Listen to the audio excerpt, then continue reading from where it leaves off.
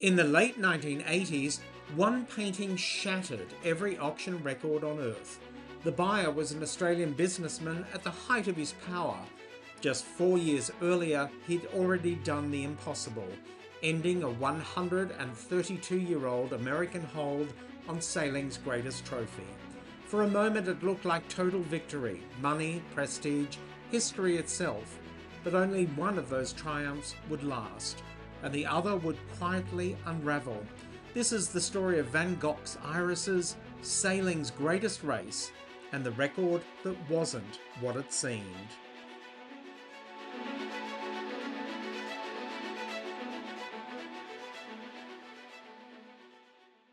It was the 1980s, a decade of excess, ambition, and belief without limits. The age of Gordon Gekko, of leveraged empires, of fortunes built at speed. Few figures embodied that moment more completely than Alan Bond. Bond arrived in Australia from England at the age of 12. From modest beginnings, he built a business empire fueled by confidence, risk, and relentless determination. He believed success wasn't just earned, it had to be seen. But what could an Australian tycoon from the age of excess possibly have to do with one of the great paintings of the 19th century, created by a trouble artist in an asylum? Nearly a century after Vincent van Gogh painted irises, these two worlds would collide, not quietly, but at the very peak of the global art market. Irises was painted in the final year of Vincent van Gogh's life. In 1889, following a period of severe mental ill health and self-harm, he admitted himself to an asylum in Saint-Remy de Provence. There he began painting in the garden. Irises emerged from this period not as a solitary work, but as part of an extraordinary creative outpouring. During his time at Saint-Remy, Van Gogh produced dozens upon dozens of paintings. What has always struck me about irises is the presence of a single white bloom in a sea of blue, violet, and lavender. Each flower is painted with equal care, yet that one iris stands apart, quiet, distinct. This is my own personal conjecture, but it's tempting to see in it a reflection of Van Gogh himself, present, observant, yet fundamentally separate. To me, it is a feeling the painting unmistakably invites. In September 1889, Irises was exhibited in Paris alongside The Starry Night. Both paintings reveal what is unmistakable in Van Gogh's style. The paint itself seems alive, the flowers sway almost imperceptibly, just as the stars in Starry Night seem to stream their light toward the earth. Irises did not sell. Instead, it passed into the hands of Julien Tanguy, an early supporter of Van Gogh. In 1892, Tanguy sold the painting for just 300 francs, roughly 1,500 to 2,500 US dollars today. The painting no one wanted, born in the garden of an asylum, would meet history nearly a century later. On the other side of the world, in what is one of the most isolated capital cities on the planet, Perth, Alan Bond was building at speed. By the early 1960s, he'd founded Bond Corporation, which would grow into one of Australia's largest conglomerates, including television and media, commercial property, brewing, even airships. But it was sailing that would define the heady peak of Bond's ambition. And not just any competition, but the America's Cup, held by the New York Yacht Club since 1851. The races were contested in the legendary and extraordinarily expensive 12-metre class yachts off Newport, Rhode Island. Bond launched his first challenge in 1974. At the same time, far from the water, something else was beginning to stir. The world art market, long stable, even conservative, was starting to shift. It was a movement few noticed at first, but it would soon gather unstoppable momentum. Alan Bond would mount three America's Cup campaigns in 1974, 1977 and 1980, and all three would fail. Across those attempts, his team won just a single race, and in 1974 and 1977 they lost the finals 4-0. So the most coveted prize in sailing continued to elude Alan Bond. Meanwhile, the art market was awakening. In November 1961, a single sale had hinted at what was to come.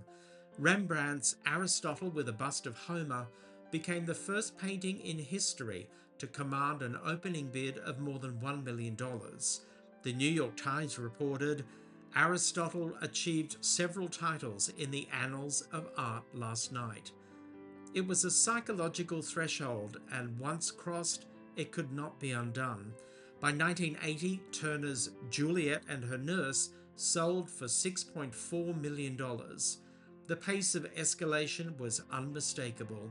Paintings were no longer artworks, they were becoming symbols of ambition, confidence, and power. And Alan Bond was watching closely. The 1983 America's Cup final began disastrously for the Australians. Before racing even began, the New York Yacht Club sought to have Australia 2 disqualified. The challenge centred on secrecy and the yacht's revolutionary keel, which was always shrouded when out of the water. The legal challenge failed and the pressure moved onto the water. Australia lost 3 of the first 4 races. In a series where the first yacht to fall wins the Cup, the margin for error was gone.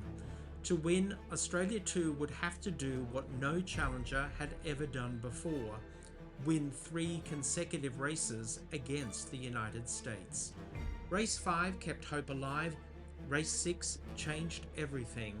Australia 2 won by 3 minutes and 25 seconds, the largest margin in America's Cup history to that time. For the first time, a challenger had now won 3 races in a single final. Race 7 would decide it all. Australia trailed badly early, then the wind shifted.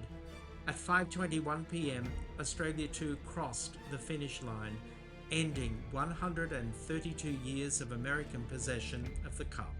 The trophy was heading to Perth. Now that Alan Bond had achieved the impossible, what would he do next?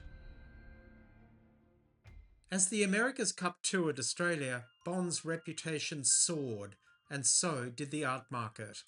In 1984, Turner's Seascape Folkestone sold for just over $10 million, the first painting to break the 8-figure barrier. Less than a year later, Mantegna's Adoration of the Magi pushed prices higher still. Then came the 30th of March 1987. Christie's London offered Van Gogh's Sunflowers. An opening bid of $8 million set the tone. 4 minutes later, the hammer fell at $39.9 million. The previous record had not merely been broken, it had been shattered. From that moment, attention then shifted to New York, to another Van Gogh. The painting was Iris's, and the buyer would surprise the world. Iris's had last sold in 1947 for $80,000. In November '87, it became the centerpiece of Sotheby's New York sale. The estimate was $20 to $40 million. The opening bid was $15. Within minutes, the price surged past $40 million, the hammer finally falling at $49 million. With commission, the final price reached $53.9 million, a 30% jump over Sunflowers, achieved just 8 months earlier. The timing was extraordinary, the sale occurring only weeks after Black Monday, the global stock market crash of October 1987. For more than a year, the buyer remained anonymous. Then, in a stunning surprise, Alan Bond announced the purchase in Perth. He called Iris's the greatest painting in the world. It had been reported and rumoured that Bond had been the underbidder for Sunflowers. This time he was determined not to lose. The mystery of who bought the painting was now solved, but the greater mystery, how it was paid for, was only beginning. At the moment Bond announced his purchase, his empire was straining under billions of dollars of debt. What was not publicly known was that irises had not been paid for outright. Later reporting detailed that Sotheby's itself had advanced around half of the hammer price, using the painting as collateral. It was further reported that when Bond failed to meet the terms of the agreement, it was quietly rolled over. Reportedly, any suggestion that the buyer of the world's most expensive painting could not pay would have been catastrophic for Bond, for Sotheby's, and for the market itself. So while negotiations continued behind closed doors, irises toured Australian galleries. Ownership performed, but unresolved. By late 1989, the truth of the sale finally emerged. Then, as Bond's finances continued to collapse, the J. Paul Getty Museum acquired irises at a price believed to be close to the original record, though never confirmed. By 1992, Bond's empire was in ruins. In one decade, he'd made history twice, and then, just as decisively, lost it all. The painting that failed to sell during Van Gogh's lifetime became the first to sell for more than $50 million, purchased by the man who finally broke America's 132-year hold on the America's Cup. Irises and the yacht race became entwined, not by chance, but by ambition. Together, they reveal how art can project power, legitimacy, and success, even when ownership itself proves fragile. If you've enjoyed this journey through the Painted Veil, let us know in the comments. And for more stories from the hidden side of art history, please consider liking, subscribing, and sharing.